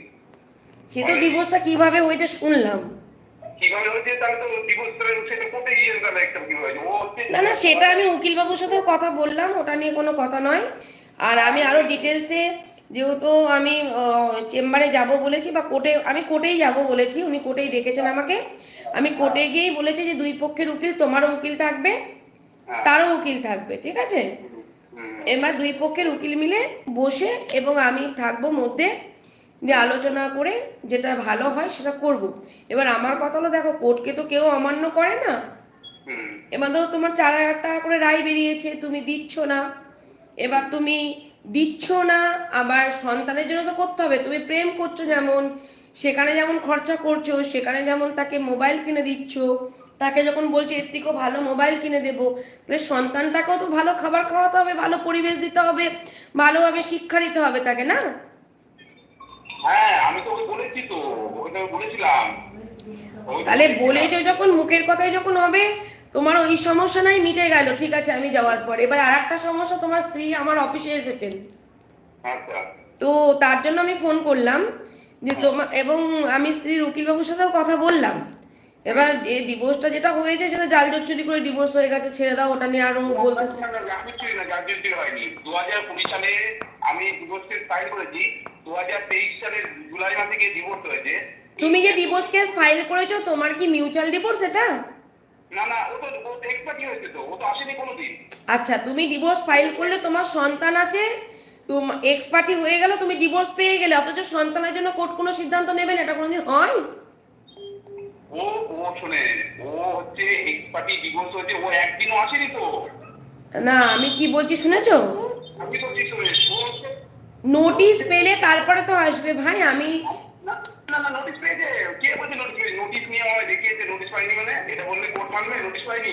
2023 3 বছর ধরে কেস চলছে, নোটিশ পাইনি। ঠিক আছে, ডিভোর্স হয়ে গেছে, তোমাকে আমি কি বলি শোনো, ও আপনাকে যা বুঝিয়েছে পুরোটাই ভুল, এমন পুরোটাই ভুল। ও হচ্ছে, আমি বলেছি ধরেন 5 তারিখে ডিভোর্সের ডেট আছে, 6 তারিখে ওর খরগোশের ডেট আছে, ও 6 তারিখে চলে এসছে টাকা নিতে আমার কাছ থেকে, খরগোশের টাকা নিয়ে গেছে। আচ্ছা, পরের মাসে 5 তারিখে খরগোশের ডেট, 6 তারিখে ডিভোর্সের ডেট ধরেন, 6 তারিখে 5 তারিখে ডিভোর্স ফাইল করার কদিন পর তুমি ডিভোর্স পেলে? 3 বছর পর। 3 বছর পর, ঠিক আছে। তুমি যেহেতু খোরপোশটা মানুষ যখন, সরি, জজ সাহেব যখন দেখেন, আমার যতটুকু নলেজ, আমি ক্ষুদ্র অভিজ্ঞতা থেকে বলছি, আমার বেশি নলেজ নেই কোর্ট সংক্রান্ত বিষয়ে, সেটা আমি যদি ভুল বলে থাকি তাহলে সবার কাছে ক্ষমা চেয়ে নিচ্ছি, যদি ঠিক বলে থাকি তাহলে অবশ্যই জানাবেন। আমার কথা হলো কি, শোনো, 3 বছর তুমি ডিভোর্স ফাইল করেছো, তাই তো? আচ্ছা, তোমার স্ত্রীও কেস করেছিল খোরপোশ, আর তো অন্য কেস করেনি, খোরপোশের মামলা করেছে। খোরপোশটা নিশ্চয়ই 3 বছরের আগে চলছে। তাহলে তোমার যখন খোরপোশের রায় বেরিয়ে গেছে, যখন তুমি দেখবে, কোর্ট যখন দেখবে যে একজন ব্যক্তি সে খোরপোশের মামলা করেছে আর একজন ব্যক্তি ডিভোর্সের মামলা করে, মানে তুমি স্বামী, তুমি ডিভোর্সের মামলা করেছো, স্ত্রী খোরপোশের মামলা করেছে, কার জন্য? না স্ত্রী সন্তানের জন্য। তো আমার কথা হলো কি, যখন দেখবে কোর্ট 3 বছর পর হোক বা 5 বছর পর হোক, 2 বছর পর হোক, যখন দেখবে স্ত্রী সন্তানের যে টাকাটা পার মান্থ যেটা রায় বেরিয়েছে, তুমি যখন প্রত্যেক মাসে ডেট বাই ডেট তুমি দেবে, তখন কিন্তু তুমি ডিভোর্স পাওয়ার সম্ভাবনা রয়েছে। ওকে টাকা দিয়েছি, আমি টাকা দিয়েছি, তার স্লিপ প্রত্যেকটা আমার কাছে আছে, আপনাকে পাঠিয়ে দিচ্ছি আমি। আচ্ছা শোনো, আমি কি বলছি, তুমি শোনার ধৈর্যটা রাখো, আমি যতটুকু জানি। একটা কথা হচ্ছে, ওর যে দুশ্চরিত্র সেটা টোটাল প্রমাণ কোর্টকে দেওয়া হয়েছে, প্রত্যেকটা রেকর্ডিং থেকে শুরু করে, ওর প্রত্যেকটা ছবি থেকে শুরু করে, প্রত্যেক ওর লাভ লেটার থেকে শুরু করে প্রত্যেকটা দেওয়া হয়েছে কোর্টকে। কোর্ট সেটা দেখেছে, যাচাই করেছে ও দুশ্চরিত্র। দিদি, ও দুশ্চরিত্র, ওকে আমি এমনি ছাড়িনি, আমি এরকম ছেলে নয়। 10 বছর ওকে প্রেম করে বিয়ে করেছিলাম, 10 বছর সংসার করেছি। আচ্ছা পুরো দুশ্চরিত্র মেয়ে ছেলে। আচ্ছা, একটা কথা বলবো, একটা কথা বলছি, থামো একটুখানি। আজকে তুমি এই দুশ্চরিত্র স্ত্রীকে সামনে রেখে যে এই দুশ্চরিত্র, তোমার কথায় আমার কথায় না, এই দুশ্চরিত্র স্ত্রীর মেন্টাল সাপোর্ট আমি পেয়েছিলাম, তুমি পেয়েছিলে, তার জন্য আমরা, আমাকে বলতে দাও প্লিজ প্লিজ প্লিজ প্লিজ, আমাকে একটু বলতে দাও, একটু বলতে দাও, আমাকে একটু বলতে দাও। তুমি যখন চরম বিপদে পড়েছিলে, তোমার সব তো ভিডিও করা রয়েছে, হ্যাঁ, এই পেজ থেকে ভিডিও করা নেই, অন্য ফেসবুক লাইভ করা রয়েছে। তো সেই দিনকে তুমি এসে যেটা ফার্স্ট জানিয়েছিলে যে আমার আজকে সংসার ভেঙে গেছে এই মেয়ের জন্য, এই মেয়ে, না না না না না না, এটা বলিনি আপনাকে। আমি বলেছিলাম যে আজকে 4 বছর ধরে আমার সাথে সম্পর্ক আছে। দেখো, আমি বেইমানি পছন্দ করি না ভাই, আমি বেইমানি পছন্দ করি না। সেই সময় চুপ, সেই সময় তুমি বলেছো যে একটা পয়েন্ট, যেটা তোমাকে মনে করে দিচ্ছি, তুমি বলেছো আমাকে যখন তাদের বাড়ি থেকে মারধর করে তখন আমার স্ত্রী এবং শালা গিয়ে ঠেকাই, তাহলে তোমাকে কিন্তু সেই ব্যাপারটা হচ্ছে, তার আগে ওরা ফোন করে থেকে ইয়ে করে যে তুমি আসো এখানে, আমরা আছি, জিনিসটা হচ্ছে পুরোটা। আচ্ছা ঠিক আছে, তুমি আমার কথা শোনো, তুমি আমার কথাটা শোনো, তুমি যেটা বলেছো আমি তার উপরে, আমি কি হয়েছিল জানি না, যতটুকু বলেছো জানি। তো আমার কথা হলো, যখন তুমি এসে আমার অফিসে বললে প্রথম দিন, যখন, দেখো আমি কিন্তু এর সাপোর্ট করি না যে তুমি পরকিয়া করবে, তোমার স্ত্রী পরকিয়া করবে, সন্তানের, না আমি পরকিয়া করছি না, আমি পরকিয়া করছি না, আমার ডিভোর্স হয়ে গেছে, আমি একজনের সাথে প্রেম করি, কোনো পরকিয়া নয়। আচ্ছা আমার স্ত্রী নেই যে আমি স্ত্রীকে রেখে পরকিয়া করছি, দিদি ভুল হচ্ছে। ঠিক আছে, ভুল হচ্ছে, তো আমি বোনের সাথে কথা বলে নেব, এবং বোনের সাথে কথা বলেছি, ওখানে তার প্রমাণ আছে। ডিভোর্সের পর সম্পর্ক নয়, যখন তোমাদের মধ্যে মনোমালিন্য চলছিল তখনই তোমাদের মধ্যে সম্পর্ক। ডিভোর্স তুমি রিসেন্ট পেয়েছো, ডিভোর্স কেস চলাকালীনও তোমার প্রেম চলছে, তাহলে ওটাকে পরকীয়া বলবো না? তা ডিভোর্স না হয়ে তুমি এত নিজেকে সাধু বলছো। শোনো ভাই, একটা কথা বলি, পয়েন্ট বাই পয়েন্ট কথা বলো, আমার ভালো লাগবে। তুমিও পণ নাও, ও পণ নাও, তুমিও আপন নাও, ও আপন নাও, ব্যবহারে মানুষ আপন হয়। তো আমার কথা হলো, আমিও আমার ব্যবহারেই আপন হব। আমার কথা হলো কি, ডিভোর্স ফাইল করা, ডিভোর্স হয়ে গিয়ে সম্পর্ক গড়ার মধ্যে কিন্তু আকাশ পাতাল পার্থক্য আছে। আমি 2020 লাস্টের দিক থেকে আমি ওর সাথে সম্পর্ক হয়, কথা বলতে বলতে। হ্যাঁ, এবার আমাকে একটু বলতে দাও, আমি জানি তো তোমার কথা, তোমাকে বলবো। আমার কথা হলো, তোমার ডিভোর্স ফাইল করেছো কবে?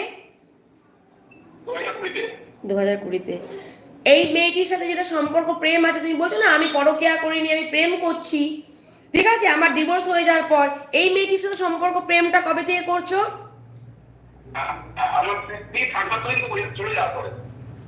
চলে যাওয়ার পর। তখন তোমার রানিং ডিভোর্স চলছে? নিশ্চয়ই বলতো যে আমি আরে এটা তো না। হয় আমি পাগল নয় তুমি পাগল। আমি বলছি স্ত্রী চলে যাবার পর ডিভোর্স হয়ে যায়নি? তুমি মামলা করেছো মানে ডিভোর্স হয়ে যায়নি? হুম। তাহলে তোমার স্ত্রীর প্রতি তোমার কথাটাই বললাম, তোমার স্ত্রী চরিত্র ভালো না, তোমার স্ত্রী খারাপ। আমি তোমাকে বলছি না তুমি সেই স্ত্রীকে নিয়ে ঘর করো বা চরিত্র বলো, ভালো চরিত্রের বলো, আমি সেটাও বলছি না। আমার কথা হলো নিশ্চয়ই ডিভোর্স হচ্ছে বা ডিভোর্স হবে বা মনোমালিন্য হয়েছে, ভুল ত্রুটি সেও স্বীকার করেছে, তুমিও বলেছো, আমি সে পথেই যাচ্ছি না। আমার কথা হলো কি, আমি কি বলছি যে তোমার স্ত্রী চরিত্র ভালো? আমি বলিনি। এটা প্রথম দিনই আপনি তোকে বলেছিলেন না, প্রথম দিন ছবি দেখে। আচ্ছা ঠিক আছে, ছবি দেখে বললাম হ্যাঁ মেয়েটা মানে ফরওয়ার্ড, এইটুকু বলেছি। তো আমার কথা হলো কি, শোনো, আমি ছবি দেখে বলিনি চরিত্র খারাপ, এটা হতে পারে না, কারণ লাইভ ভিডিও চলছিল। আর আমি এই ধরনের কাউকে কোনোদিন উক্তি করিনি, এত বছর কাজ করছি, কারণ আমি কারো সম্পর্কে জানি না শুনি না। তুমি তোমার বলার রাইট আছে, তোমার কাছে প্রমাণ আছে, আমার বলার রাইট নেই তার চরিত্র খারাপ। হ্যাঁ, তার চরিত্র যদি খারাপ হয়, তুমি যদি এসে বলো, আমি তাকে ভালো করার চেষ্টা করব, এটা হলো আমার কাজ। আর স্বামীর কাজ হলো কি, চরিত্রহীন তুমি মহিলা, তোমাকে আমি ডিভোর্স দেবো, দিয়ে আমি অন্য জায়গায় প্রেম করব, এটা স্বামীর কাজ, ওটা আমার কাজ না। আমার কথা হলো কি, তুমি যখন বউ চলে গেল, তোমার যখন ডিভোর্স তুমি ফাইল করলে এবং তোমার বউয়ের চরিত্র খারাপের জন্যই তোমার বউ চলে গেছিল বা তুমিও বউর সাথে অশান্তি করেছো, আমি সব মানছি। তারপরে তুমি যখন ডিভোর্স ফাইল করলে 2020 সালে, 2020 সাল থেকে তুমি প্রেম শুরু করে দিলে তোমার স্ত্রী চলে যাওয়ার পর। 3 বছর পর তোমার ডিভোর্সের রায় তোমার হাতে এসেছে, মানে একতরফা ডিভোর্স হয়েছে। তাহলে এই 2020 সাল থেকে স্ত্রী চলে গেল, তাহলে আমি তোমাকে চরিত্রবান পুরুষ বলতে পারবো না, কারণ তোমার স্ত্রী চলে গিয়েছে। লজিক থাকবে কথার, তোমার স্ত্রী চলে গেছে, তুমি যদি একদম আইনের প্রসেসে এগিয়েছো, আইনের রায় যবে না বেরোবে তারপরে কোনো সিদ্ধান্ত না নিতে বা প্রেম টেম না করতে বা দেখা সাক্ষাৎ বা রিলেশন না করতে, তোমাদের যা ছবি চাপাটি আছে তাই অনুযায়ী বললাম, যদি এগুলো না করতো তাহলে আমি ভাবতাম তুমি চরিত্রবান পুরুষ, ঠিক আছে, এবং আদর্শ বাবা, আদর্শ স্বামীর কথা বলছি না, ঠিক আছে, চরিত্রবান পুরুষ বা আদর্শ হাজবেন্ড এবং আদর্শ বাবা। তাহলে তুমিও যখন এই কাজটা করেছো, তুমি আমাকে জোর গলায় বলছো আমি কোনো পরকীয়া করিনি, আমি ডিভোর্সের পর আমি সম্পর্ক করেছি। তাহলে 2020 সালে তুমি ডিভোর্স ফাইল করে তোমাকে কি কোর্ট রায় দিয়েছিল যে হ্যাঁ তোমার ডিভোর্স চলছে, তুমি ডিভোর্স ফাইল করে দিয়েছো, বা তোমার উকিলবাবু কি বলেছিল ডিভোর্স ফাইল করে দিয়েছি এবার তুমি প্রেম করতে পারো, বলে দিয়েছিল? তাহলে তুমি কেন এত জোর গলায় বলছো যে আপনি ভুল বলছেন যে ডিভোর্স ফাইল হয়ে, আমার ডিভোর্স হওয়ার পর আমি আমি কোনো পরকীয়া করিনি, তুমিও পরকীয়া করেছো। একজনকে চরিত্রহীন বলছো, নিজে চরিত্রবান নিজে করার চেষ্টা করোনি নিজেকে, তোমারও চরিত্র খারাপ হয়েছে। কি হয়েছে বলুন দিদি, ব্যাপারটা হচ্ছে ও যে আমার সাথে এত বড় একটা বেইমানি করেছে, তারপরে এই জিনিসটা আমি ও বেইমানি করলো, তুমি তোমার সন্তানকে নিয়ে, অনেক বাবারা রয়েছে, আজকেও একজন এলেন আমার কাছে কিছুদিন, তুমি তো লাইভ দেখো। ও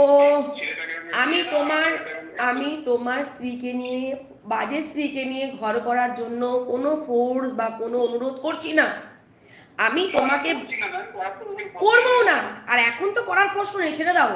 তো আমার কথা হলো কি, যে ডিভোর্স হয়ে গেছে আমি মানলাম, ডিভোর্স হয়ে গেছে, তুমিও যে ভালো সেটাও, তুমিও খারাপ, কারণ তুমি খারাপ না হলে তুমি তোমার সন্তানের মুখের দিকে তাকিয়ে, অ্যাটলিস্ট তোমার বউ বাজে পথে চলে গেছে, তুমি কিন্তু তোমার সন্তানের মুখের দিকে তাকিয়ে বাঁচতে পারতে। এটা আমি রাগে করেছি জিনিসটা, যেটা হচ্ছে ও মানে আমি তারপরে তাই নয়, আমি গেছি ওখানে, যেতেও গেছি, আমাকে বাড়ি থেকে বের করে দিয়েছে, ওদের বাড়ি থেকে বের করে দিয়েছে, ওকেই তো বসাবো, তো কোর্টের মধ্যে এগুলো করবে? অনেক কিছু করেছে দিদি, অনেক কিছু আপনি জানেন না। শোনো, আমি কি বললাম, তোমার পয়েন্টের উত্তর আমি দিলাম, আমি ভুল বললাম না ঠিক বললাম? তুমি 2020 সালে ডিভোর্স ফাইল করেছো, 2020 সাল থেকে প্রেম করছো, আমি তোমাকে বললাম তুমিও পরকীয়া করেছো, তোমার স্ত্রীও পরকীয়া করেছে, এটা ভুল না ঠিক? আচ্ছা ঠিক আছে, তুমি এটা অ্যাকসেপ্ট করেছো, এটা মানলাম, তুমি বুঝতে পেরেছো, এতদিন ভুল বুঝেছিলে। আর একটা কথা বলি, তোমার স্ত্রীর সাথে ডিভোর্স হয়ে গেছে, তোমার স্ত্রীর সাথে আমি কোনো কথা বলছি না, তোমার খোরপোশে রায় বেরিয়েছে, 4,000 করে পার মান দিচ্ছ না কেন? আমি তো দিতে পারছি না, তো আমার যে পরিস্থিতি আমি তো দিতে পারছি না। তুমি দিতে পারছো না, প্রেম করতে পারছো? আমি তো নিজে চোখে গিয়ে দেখেছি। কেন, আমি এবার ব্যাপারটা বলি, যেহেতু নিজে খাল কেটে কুমির এনেছো, তুমি জানো বাবলি মুখার্জি কেমন, আর তুমি আমার লাইভ দেখে এসেছো। আমার কথা হলো কি, আমার কথা হলো কি, তুমি তোমার ওই মেয়েটিকে বলছো, ওই বোনটিকে আমার সামনে, এবং আমার কাছে ক্যামেরা রয়েছে, তুমি বলছো যে তোমার এই মোবাইল ভালো না, আমি তোমাকে 1 লাখ টাকা দিয়ে মোবাইল দেবো, বলেছো? আরে বাবা, তাহলে 1 লাখ টাকা দিয়ে মোবাইল দিতে পারো, বাচ্চার খাবারের জোগাড় করতে পারো না? প্রেম করতে গিয়ে তুমি একটা মহিলা, প্রেম করতে গিয়ে একটা আনম্যারিড মেয়েকে পটাতে গিয়ে বা তাকে নিয়ে জীবনসঙ্গী করতে গিয়ে, সে তাকে নিয়ে তুমি সংসার করবে, জীবনসঙ্গী বানাবে, তার জন্য এত লড়াই দিলে, তাহলে তোমার সন্তানটা কি দোষ করেছে বলতে পারো? না আমি তো বলিনি তো, আগে একবারও জিজ্ঞেস করেন তোকে যে একবার বলেছে নাকি যে দেবো না। তাহলে তুমি একটা কাজ করো, দুটো পথ আছে তোমার কাছে। যেহেতু জিনিসটা দেখো, তোমার কাজটা সমস্যা মিটে গেছে, ওটা আমি ঠিক আছে, এসেছিলে মিটে গেছে, ঠিক আছে, ওকে, ওয়েল অ্যান্ড গুড। এইবার যে সমস্যাটা নিয়ে এসেছে, আমি চাই, ভালো থাকার জন্য তো গিয়েছিলাম, তুমি যাতে ভালো থাকো, বাঁচো, তার জন্য গিয়েছিলাম তো। তাহলে আজকেও কিন্তু আমি চাইবো যে তোমরা ভালো থাকো। আমি একদিক দিয়ে একটা কাজ করে বাঁচালাম, ভালো থাকার চেষ্টা করতে গেলাম, সেখানে তোমার স্ত্রী সবাই ছিল, সবার সাথে কথাবার্তা বলে ঝামেলা মেটালাম, আবার যদি আর একটা উটকো ঝামেলা তোমাকে নিয়ে আসে, তাহলে তোমাকে আমি বাঁচালাম কোথায়? ঠিক আছে, তাই অ্যাজ এ দিদি হিসাবে এবং তোমার শুভচিন্তক হিসাবে আমি আবারও তোমাকে ফোন করার সেই রাইটটা আছে, যেহেতু আমি উপকার করেছি তোমার, থানা, পুলিশ, কোর্ট কাছারি এবং ঝামেলা থেকে আমি সমস্ত কিছু রক্ষা করেছি তোমাকে। তাহলে তারপরে তুমি এখন ভালো আছো, তুমি আমাকে ফোন করো না, না ওকে করতে হবে না, আমার দরকার নেই ফোন। কিন্তু এখন যে সমস্যাটা এসেছে, কোর্টে যে টাকাগুলো পেন্ডিং আছে, ঠিক আছে, আমি তাতেও যাচ্ছি না। চলো, তোমার উকিলবাবুও থাকবে, মেয়ে পক্ষের উকিলবাবুও থাকবে, আমিও মিডিল পার্সন হিসাবে থাকবো, তোমাদের উভয়েরই শুভচিন্তক, বিশেষ করে তোমার দুজনা না, সন্তানের শুভচিন্তক হিসাবে থাকবো, এবং নিরপেক্ষতার সাথে যেটা তোমার দিক থেকেও তোমার সামর্থ্য অনুযায়ী, এবং বাচ্চাটি যেতটুকু প্রাপ্য, ঠিক আছে, যতটুকু, আমি যতখানি বলিনি, কিন্তু সেই ন্যায্য অধিকার থেকে যেন সে বঞ্চিত না হয়, তার জন্য আমি উভয় পরিবারের পাশে থেকে তার একটা বন্দোবস্ত করব। তার জন্য অলরেডি আমি উকিলবাবুর সাথে কথা বলে নিয়েছি, এবং তোমার যে উকিলবাবু আমাকে মেয়ে পক্ষের উকিলবাবু বলো, তোমাকে ভালো মতো চেনো, তুমিও চেনো, আমি হয়তো নামটা শুনে বুঝতে পারছি না, হয়তো সামনাসামনি দেখা হলে বুঝতে পারবো।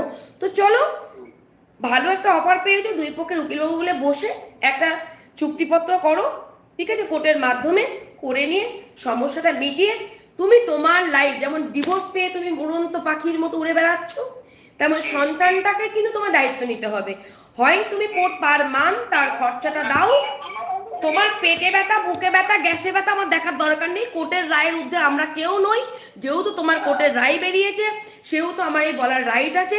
তোমার বুকে ব্যথা, পেটে ব্যথা দরকার নেই, 1 লাখ টাকা দিয়ে যদি প্রেমিকাকে ফোন কিনে দিতে পারো, তাহলে তোমাকে সন্তানের ভবিষ্যৎ সবার আগে ভাবতে হবে। কারণ তুমি প্রেমিকার ঘটনাটা, সেটাও আমি সমস্যা সমাধান করেছি, আর এই সন্তানের জন্য ওর মাও আজকে এসেছে, এবং তোমাকে সেটা জানিয়েছিলাম যে তোমার স্ত্রী যোগাযোগ করেছে আমার কাছে, কিন্তু আমি কিন্তু জানিয়েছিলাম, এবং তোমাকে গাড়িতে যখন উঠিয়েছিলাম তোমাকে আমি বকেছি, খুব বাজে লাগলো, যেখানে তোমার বাচ্চাটা ওখানে দাঁড়িয়ে আছে ঠ্যাং ভেঙে, তুমি বাচ্চাটাকে একটা চকলেট পর্যন্ত কিনে দেওয়া তো দূরের কথা, একটু কোলে নিলে না, আমার খুব কষ্ট হয়েছিল, আমি চোখের জল ফেলেছিলাম।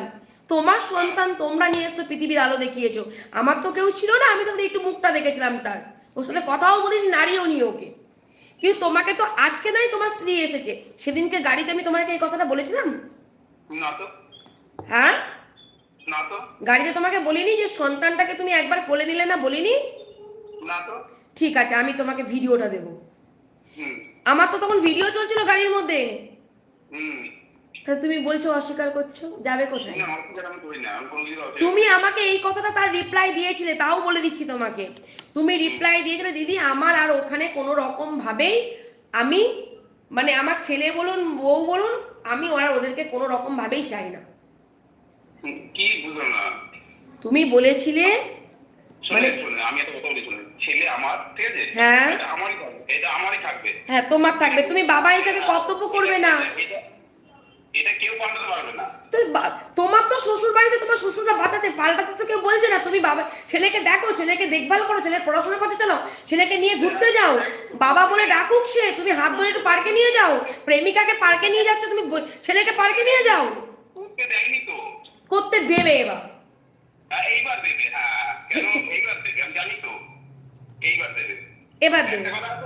আমি পরিষ্কার জানিয়েছি, এর আগেও আমি পুরো ওকেও জানিয়েছি, দেখো আমার এখন সামর্থ্য নেই, হ্যাঁ আমি সামর্থ্য হলে দেবো, ওকে ভালোভাবে ভালো পরিষ্কার ভাবে বলেছি, যেটা আমি বলি সেটা করি, ওকে আমি পুরোপুরি দেবো। আর আমার যে কন্ডিশন আছে আমি দিতে পারবো না।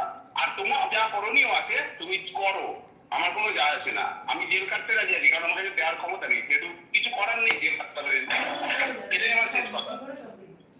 তাহলে কি করবে? সন্তানের জন্য কিছু করবে না, কিন্তু জেল কাটবে, তাই তো? আমি কি বললাম, করবো না বলে নিয়ে কথাটাকে আমি ভালোভাবে বললাম যে আমার এখন ক্ষমতা নেই, আমার ক্ষমতা হবে কিছুদিন পরে, এখন আমার ক্ষমতা নেই।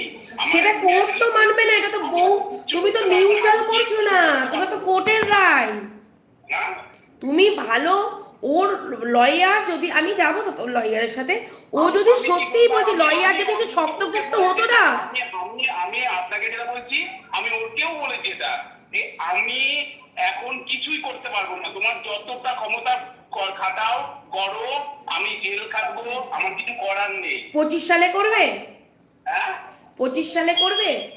ওকে আমি বলেছি, আমি বলছি 25, তুমি ওকে কি বলেছো বাদ দাও, ওর সাথে তুমি আরো কথা বলে নিও। আমি বলছি, আমি জিজ্ঞাসা করছি, আমাকে বলো, ও তো কোনো পাশ থেকে কথা বলছে না। তুমি কি 25 সালে করবে? হ্যাঁ তুমি কি 25 সালে সন্তানের জন্য কিছু করবে?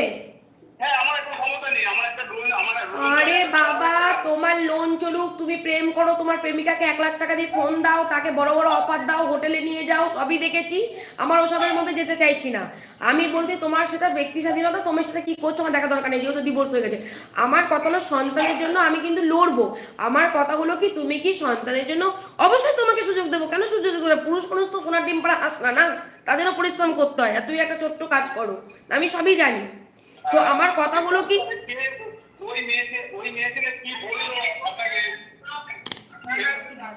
শোনো শোনো, এখন মেয়ে ছেলে হয়ে গেল, আমাকে কিন্তু ভাই তোমার কপালে কিন্তু কষ্ট আছে, এখন মেয়ে ছেলে হয়ে গেল।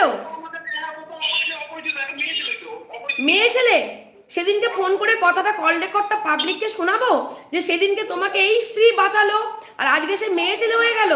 ডিভোর্স হলে মেয়ে ছেলে হয়ে যায়, ডিভোর্স হলে স্ত্রী থাকে না। তুমি তো সাধু পুরুষ নও।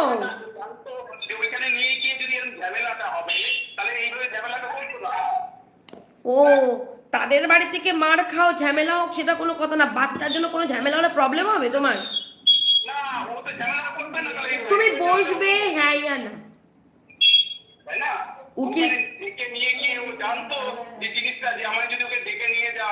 উকিল বাবুর সাথে বসবে, উকিল বাবুর সাথে বসবে, হ্যাঁ কি না? আরে কোর্টেই তো বসতে বলছে উকিল বাবু। আমার কথা বুঝেছো? কুরবানির পর কোর্ট খুলবে, তারপরে কোর্টে তোমাদের দুই পক্ষকে ডাক হবে। তোমাকে কি উকিলের নোটিশে ডাক পাঠাতে হবে, না তুমি নিজে, আমি তোমাকে বললাম তুমি যাবে? বলো। ঠিক আছে, ঠিক আছে, রাখো। আমি একটা কথা আপনাদের স্পষ্ট জানিয়ে দিচ্ছি, কেননা আমি সন্তানদের ক্ষেত্রে খুব সিনসিয়ার, কেননা একটা সন্তান আছে, তারা ভুলভ্রান্তি করেছে, আমার এসব দেখার দরকার নেই। আর আমি এই ছেলেটির কেসে আমি গেছিলাম, এই ছেলেটিও ফেসে যেত, আইনে সমস্ত কিছু বসে মীমাংসা করেছিলাম, ঠিক আছে? আপনারা জানেন সেদিনকে ঢুকেছিলাম। আমি কিন্তু তোমাকে বললাম যে এত কিছু আমার সামনে বললাম, আমি কিন্তু একবার বলিনি দুশ্চরিত্রার ব্যাটে ছিলেন, একবার বলেছি কি, কিন্তু দেখো কেমন করে, মানে কেমন করে আমাকে চরিত্রহীন, মানে মুখের ভাষাটা শুনেছো? আমি কিন্তু তোমাকে একবার সেভাবে প্রেজেন্ট করেছি আমার হাজবেন্ডকে। আমি কিন্তু তোমাকে বললাম হ্যাঁ আমি এখন উইক আছি, এরকমও বললাম তোমাকে। আমি কিন্তু একবারের জন্য বলিনি যে দুশ্চরিত্রার ছেলে দেখো এরকম। কিন্তু দেখো কিভাবে প্লাস দেখো, ও আমাদের ফোন করে বলছে আমি যাবো ওখানে, তোরা একটু সাপোর্ট করবি তো? আমার ভাইকে ভয় দিলে না, ভাইকে ফোন দাও না, ভাই আমি একটু যাবো ওখানে, আমাকে একটু সাহায্য করবি তো? ওখানে যদি ওরা যেদিন গেল মারলো ওকে, আমাদের বারবার ফোন করছে ভাই জায়গাটা কথা বলবো। আমি, তুমি লড়াই দেবে?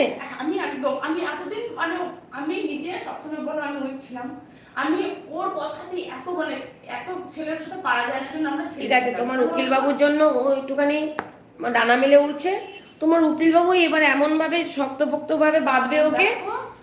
আমি কি বলছি শোনো, আসবে না বলে দিল ডাইরেক্ট, আমি চিঠি করাবো, সেটা বলছি না, সেটাই বলছি। ওর ওই যে বলেছে কোটা নিয়ে মানে ঠিক আছে, ওর যে এক মাসের খরচ বাকি আছে বলো, অনেক মানে টোটাল পেপারস তুলে নিয়ে তুই আমার কাছে আসবে, আমি তোমার উকিল বাবুর সাথে বসে কথা বলবো। পেপারস উকিলের কাছে, আমার কাছে তো কিছু লাগবে না। তোমার যে বন্ধু আছে না, হ্যাঁ এই যে কেসটা দেখে দিয়েছে, এই যে এখানে এখানে দেখছো, হ্যাঁ। তুমি কেস নাম্বার দিলে কোর্ট থেকে পেপারস তুলতে পারবো। তুমি আর তোমার তোলার দরকার নেই, আমি উকিলবাবুর সাথে কথা বলে পেপারস নেব, তুমি সব দিয়ে তুমি এগুলো জেরক্স করবে। যে কদিন দিয়েছে সে কদিন তো ওর জানবে কত টাকা ডিউ আছে না আছে আমি কথা বলে নেব। আজকে পারবো না, কালকেও ব্যস্ত, পরশুদিনও ব্যস্ত, তারপরের দিন আমি কথা বলে নিচ্ছি। প্লিজ একটু দাও, কারণ আমি না এতদিন শুধু ভয়ে ওই যে যেমন ভাষা, মুখের ভাষা, পাঁচটা লাইভে আসবে এরকম খারাপ বলবে, এইসব ভাবনা দেখলে এখন এইটুকুর মধ্যে কতগুলো খারাপ ভাষায় কথা বলো, কিন্তু নিজে আমার বোনের সাথে প্রেম করে দেখলে কি একটা কেসটা করবে। তবুও কিন্তু তোমার কাছে আমি একবার এসে বললাম না যে দুশ্চরিত্রার লোক, আমি ওসব দেখতে চাই না, আমি কিন্তু একবার বলিনি, কিন্তু ও দেখো কিভাবে এবার ওই মেয়ে ছিল মহিলা আমাকে এখন বলছে যে আমি ওদের প্ল্যান করে এসব করেছি। তুমি যে গেছো আমি সাপোর্ট করলাম, দেখো দিদি, আর এখন উল্টো আমাকে বলছে আমি নাকি এসব, মানে কেমন এই ছেলেটা আমাকে দীর্ঘদিন চালিয়ে গেল। আমি চাই এই ছেলেটার জন্য শাস্তি, এই ছেলেটাই মেন। আমি এতদিন মায়া করেছিলাম, আমি সত্যি মায়া করেছিলাম, আমি এখনো ওই আমি ও আমাকে ডাকলো, বিশ্বাস করলো না, দুজন মিলে আমাকে ডাকলো, আমি মায়াপুরে যে বিশ্বাস করবে না দিদি, আমি গিয়ে কি বললাম বলো তো, যে ঠিক আছে আমি আমার ছেলের, আমি তোমরা বিয়ে করো, তোমরা সুখী থাকো, আমি দরকার হলে আমার ফোরপোসের কেসও তুলে নেবো, আমাদের দিতে হবে না, যেহেতু তোমার ওপর সংসার চালাতে কষ্ট হবে, আমি আমার ছেলের অধিকারও তোমাকে লিখে দেবো, কেউ নেবে না, তোমরা বিয়ে করো, সুখে সংসার করো। কটা দিন আগেকার কথা, যে ছেলেটা তুমি এইভাবে বলে আসলাম, তার আমার বোনকে শুদ্ধ বলে তোরা সংসার করো, আমার দিক দিয়ে কোনো চাপ আসবে না। আমি না, ও তো আমার সামনেই বেমানি করলো, সেদিন তো তোমার সাথে কথা বলে তোমার সাপোর্টেই আমি গেলাম, যে তোমার স্ত্রী পাশে আছে তোমার এই বিয়েতে, বললো হ্যাঁ আমার স্ত্রী যখন সাপোর্ট করছে। লাগলে ও সাথে ঘা লাগলে ও 2 মিনিটও লাগে না, যেটা ওর গার্লফ্রেন্ডের সাথেও করেছে, দেখলো তো। আর এখন তো আমাকে বললো না কোর্টে প্রমাণ দেবে, আর একটা লাভ লেটার, একটা ছেলে লাভ লেটার দিয়ে, সেটা আমি ওকে বলেছিলাম, সেই লাভ লেটার নিয়ে পরে কেস করেছে, একটা ছেলে লাভ লেটার দিয়ে, সেই লাভ লেটার। আচ্ছা তুই আমার, ঠিক আছে, আমি তোমাকে চরিত্রবান বলছি না, ঠিক আছে। হ্যাঁ আমার আমি বলেছিল যে তোরা সব বলছিস, ঠিক আছে, তোমার খারাপ আছে। আমার ছেলেটা এই 5 বছর ক টাকা দিয়েছে তুমি সব রেকর্ড পাবে। দেখো ব্যাপারটা সেটা না, আমি এখন চেনায় না উকিল হয়ে গেছে, আমি কিছুই বলতে পারছি না, যে তুমি কৃষ্ণনগর না হয়ে অন্য জায়গায় হতে, আমি এখানে অনেক কথাই বলতাম এবং ওনাকেও বলতাম। এবার যেহেতু পরিচিতি আছে, দেখি সামনাসামনি বসে তুমি কত টাকা দিয়েছে, কত টাকা দিয়েছে, কি কি ডিউ আছে। এমন একটা ধুরন্ধর বাজি ছেলে, খালি হাতে তো ডিভোর্স এরকম বললো না, আমি কিন্তু এসব কিছু জানি না কিভাবে ডিভোর্স হয়েছে। আর একটা ছেলে কি বললো যে ডিভোর্স কেস তো প্রথম নোটিশটা গেছে, যে আমি ফাইল করেছি, ও যে ফাইল করেছে সেইটা গেছে, তারপরে তো কোনো নোটিশই গেল না ডিভোর্স। একটা মানুষ তো হিয়ারিং এর ডেট মিস হলে তো পারবে, নোটিশ যাবে যে তোমার ডেট আছে, তুমি যাচ্ছ না, মিস করতে তো কোথায় থাকবে সেসব জায়গা। তুমি কি নিয়ে লড়বে, ডিভোর্সটা নিয়ে লড়বে না তুমি বাচ্চার জন্য? আমি শুধু চাই এর মতো ছেলে, আমি সত্যি বলছি, আমি এতদিন ওর মনে এই মুহূর্তে কথাগুলো শোনার পরে, কারণ যে ছেলেটাকে আমি এতটা সাপোর্ট করলাম, ও ভালোবাসার জন্য আমার বোনকে, আমি এতটা, সেই ছেলেটা মুহূর্তের মধ্যে আমাকে কিভাবে নিচ করলো, কিভাবে ছোট করলো, মানে ওর সাথে ঘা লাগলো, নিজের গার্লফ্রেন্ডকেও ছাড়লো, এটা অন্যায় করলো, নিজের গার্লফ্রেন্ডকেও ছাড়লো না, দেখলে তো ফটো নিয়েও কত কিছু করলো, আমাকেও সেইভাবে সেম ভাবে। এই ছেলেটার এমন শাস্তি উচিত যে ছেলেটা তো কিছু না কত ফটো দেয় সবাইকে, এটা তো আইনত অপরাধ, যাই হোক না কেন, তুই ওর সাথে শুয়েছিস, ফটোটা দেওয়া তো আইনত অপরাধ। তুই ঘরের পর ফটো তুই আগে একবার সবাইকে দিয়েছিস, তার বাজে ছবিগুলো সব মোবাইলে সেন্ড করেছে। তখন আমি ভেবেছিলাম এই ওই ফটো দেওয়া নিয়ে আমি কেস বিপদে পড়বে ভাই, আমি লাইভ তুমি দেখো এবং দেখবে, এখন আমি জানি কথা, তুমি চুপ করো, চুপ করো। ওটা তখনও হয়েছিল, ও আমার ফটোগুলো ডিস্ট্রিবিউট করেছিল, তখন কিন্তু আইনে তো আমি অত কিছু করতে পারতাম না, আমার কান ফটো দেখে। দেখো ভাই, তুমি লাইভ দেখে এসেছো, লাইভ দেখেই তুমি কাজ দিয়েছো, কাজ দেখে লাইভ দেখে কাজ দেওয়ার পর পুরো কাজ কমপ্লিট করেছি, তুমি কাজ পেয়েছো। এখন সেই কাজ দেখে তোমার স্ত্রী এসেছেন, তোমার স্ত্রী এখন তার ন্যায্য অধিকার, তার নয় তার সন্তানের জন্য ন্যায্য অধিকার চাইছেন। তো অবশ্যই আমি পাশে থাকবো, কারণ এই কারণেই থাকবো, কারণ যদি তুমি ভালো ছেলে হতে তাহলে আমি থাকতাম না। কারণ যদি তোমার স্ত্রী ভুল করেছে, সেম ভুল তুমি করছো, তুমি উড়ন্তর পাখির মতো ডানা মেলে উড়ে যাচ্ছ, অথচ বাচ্চার কোনো কথাই ভাবছো না।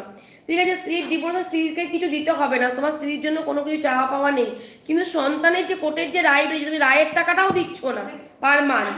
তো সেই জন্য যদি যতদূর যাওয়ার প্রয়োজন আছে অবশ্যই যাব, তখন তোমার পেটে ব্যথা, বুকে ব্যথা, কি কি মেডিকেল আছে, কি কি অপারেশন করেছো, সব কিছু কোর্টকে তুমি তোমার উকিলবাবুর মাধ্যম দিয়ে সাবমিট করবে, করার পরে যেটা উকিলবাবুর জজ সাহেব যেটা রায় দেবেন, আমরা অবশ্যই সেই রায় মাথা পেতে নেব।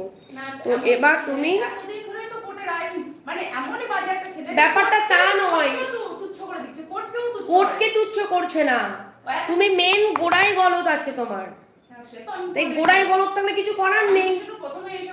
ওই যে ও বললো ওপেন যে না আমি পরকীয়া না, ও করে যেটা পরকীয়া বলবেন না, তার জন্য ওকে যুক্তি দিয়ে বোঝালাম যে পরকীয়া কোনটা না। সবসময় বলেছে কোর্ট কি করবে, আমাকে তুলে নিয়ে যাবে, নিয়ে যাবে, তাহলে ঠিক আছে, সেটারই ব্যবস্থা কোর্ট হবে। তুলে নিয়ে যায়। ও আমাকে এতদিন শুধু বলে আমি পারবো না, মানে এমনই ছেলে, ধুরন্ধর ছিল, কোর্টের চোখে ফাঁকি দিয়ে চলে গেল, পালিয়ে চলে গেল, মানে একটা এত থার্ড ক্লাস কোয়ালিটির ছেলে। ঠিক আছে, যাই তো। কি মানে ছেলে যে এতদিন ধরে কোর্ট ছাড়ে। কথা কম বলো, কাজ বেশি করো, ব্রেনটা বেশি খাটাও। অবশ্যই বলে। তুমি লড়াই দেবে, হ্যাঁ কি না? আমি এর জন্য এখন একদম ঠিক আছে, আমি আর তুমি উকিলবাবুর সাথে বসবো, তোমাকে উকিলের চিঠি করাবো, ওকে ডাকাবো। আর কথা তো উকিলবাবু ডেকেছেন আমাকে কোর্টে, আমি কোর্টেই বসবো। ঠিক আছে, তুমি আমাকে এর জন্য যতদূর, কারণ এইরকম ছেলে যেন মেয়েদের জীবনটা নষ্ট না। আমি দাদাভাইকে জিজ্ঞাসা করবো, দাদাভাই তুমি কি করতে পারবে বলো, কত কি করতে পারবে। অ্যাকচুয়ালি তুমি কিন্তু জেতার জায়গায়, কিন্তু সেই জায়গায় তুমি হেরে যাচ্ছ কেন আমি বারবার আমি বুঝতে পারছি না।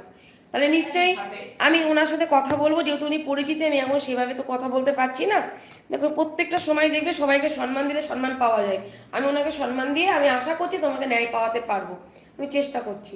তুমি যাও, ঠিক আছে, কুরবানির পরে তুমি আমার সাথে যোগাযোগ করো। কারণ আমি চাই এরকম বাড়ির মানুষরা যেন কোনো বাচ্চার জীবনটা নষ্ট না হয়।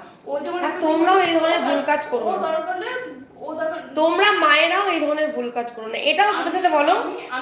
আমি সেইভাবে আমি কোনো ভুল কাজ করেছিলাম না, যেটা ও আমাকে মিথ্যা ব্লেম দিয়ে আমাকে করেছিল, যেটা আমাকে বাড়িতে ঢুকতে দেয়নি আর আমাকে অ্যাকসেপ্ট করেনি। তুমি কারো বিবাহিত স্ত্রী, তোমার ও ভুল বলেছিল তো, আমি তো দেখছি আমাকে তাড়িয়ে দিয়েছে, আমাকে বাড়ি থেকে তাড়িয়েছে, আমি গেছি আমার বান্ধবীর বাড়িতে, ও সবাইকে বলবে ছেলে, একটা ছেলে নিয়ে নাকি চলে যায়, আমি সেটা প্রমাণ দিতে চাইছি। আচ্ছা কিছু তো যেটা রটে সেটা কিছু, তোমার তো কিছুটা আছে, তুমি তো নিজেই স্বীকার করেছো।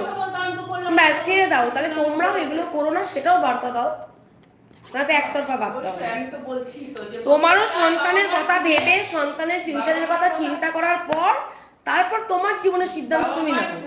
সন্তানদের হয়, এটা তো দেখো আমি বলবো না যে সন্তানের ভবিষ্যৎটাই ভাবো, আমি বলবো তার সাথে নিজের ভবিষ্যৎটাও ভাবো। আমি তবুও আমি এখন তো সন্তান বুঝে বুঝি, আমি যে বাবা মা সত্যি প্রত্যেকটা বাবা মার জন্য সন্তানগুলো সাফার করে যাচ্ছে। আর এই যে যুগ অবস্থা কাউকে ঠেকানো যাবে না, বোঝা আছে সব ঘরে ঘরে একই কেস। আমি দেখি যতটুকু ভাবি, যেটুকু বাইরে বুঝি, সব ঘরের এক কেস। শুধু আমি জাস্ট রিকোয়েস্ট করবো সবাইকে যাতে বাচ্চাগুলো জীবন নষ্ট না হয়। সবাইকে রিকোয়েস্ট করলো যেন বাচ্চাগুলো জীবন নষ্ট না হয়, ঠিক আছে, কজন মানবেন সেটা আপনাদের ব্যাপার, আর না হলে এইভাবেই চলবে। বাচ্চাগুলোর ভবিষ্যৎ নিয়ে কেউ ভাবে না, এখন শুধু নিজের ভবিষ্যৎ, নিজের সুখ, নিজের শান্তি, নিজের বিলাসিতা, এগুলো নিয়ে সবাই ভাবে। তাহলে একা লিভিং থেকে বাচ্চা কাচ্চার দরকার নেই, এমনি থাকো, এটাই দরকার ভবিষ্যতের জন্য, না হলে বাচ্চাগুলোর জীবনগুলো নষ্ট হয়ে যায়। আর এরকম কিছু কিছু বাবাদের জন্য অবশ্যই শাস্তি হবে, যে বাচ্চার জন্য। ঠিক আছে, ও যদি ভালোভাবে বোঝে ভালো, না বোঝে না, একটু স্টেট কার্ড বলছে, এই স্টেট কার্ড কথাটা না কতদিন ধরেই বলছে, বলো তো দেবো না, দিতে পারবো না, যা ইচ্ছা করে নাও, এতদিন ধরেই বলে গেছে। আর এতদিন ধরে তোমরা তো এই কেসেও ইনভলভ, যে গার্লফ্রেন্ডকে 45,000 টাকা phone, gold ring, diamond ring, আরো কত কিছু দিয়েছে, তোমরা তো এগুলোর সঙ্গে ইনভলভ। তাহলে বলে এই সব থেকে বড় কথা, আমার যে প্রপার্টি বিক্রি করেছে ওটা আমার নামে না, জন্য আজকেও বেঁচে যাচ্ছে, কিন্তু টোটাল কালীনগরের লোক জানে যে ওই প্রপার্টিটা আমার বাবার বাড়ির টাকায় কেনা, টোটাল টাকাটা আমার। ঠিক আছে, তুমি যাও।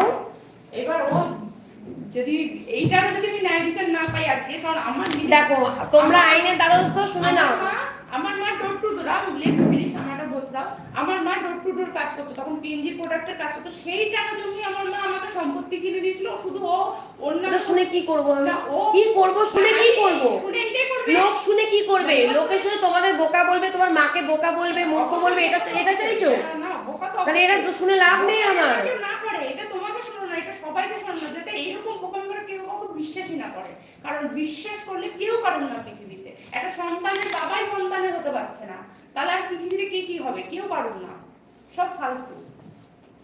দেখো আমার কাছে এসেছো, আমি যতটুকু পারবো চেষ্টা করবো উকিল বাবুর মাধ্যম দিয়ে, ঠিক আছে, যেটা যেটুকু লড়াই দেওয়ার আমি আইনতভাবে দেবো, যেহেতু আমি পরিচিতি।